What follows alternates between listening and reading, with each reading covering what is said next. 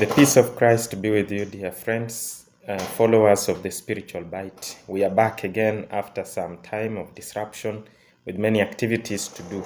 And today we are back to reflect on the Gospel according to Matthew, chapter 20, verses 17 to 28. In this Gospel, we are meeting Jesus Christ, who is on his way to Jerusalem. He is walking towards his passion, where it is all going to end. And as he reaches on the way, he realizes that he needs to prepare his disciples. So he calls them to him and says, come guys. As we go to Jerusalem, there I'm going to be mistreated. There I'm going to face death. There I'm going to face scourging, beatings, denials, and even crucifixion. There I'm going to be abandoned by everybody. And so you be prepared for this suffering and passion that I'm going to face. And then as he is saying this, the disciples don't understand what he is announcing to them.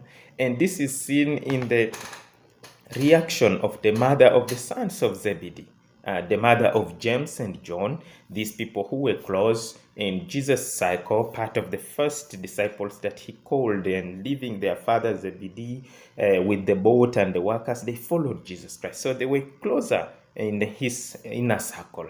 Then she comes and says that permit that these my children would sit one at your right hand side, one at the left of you in your kingdom. So she is like she's getting it as Jesus is now going to take power in Jerusalem. He's going to be crowned king. He will become the president of Israel. The political messiahship that Israel was waiting for is here being played forward, is now being is going to be realized, she says. And so she's preparing for places for her children so that she may be a mother of the prime ministers or deputy prime ministers in Jesus' government.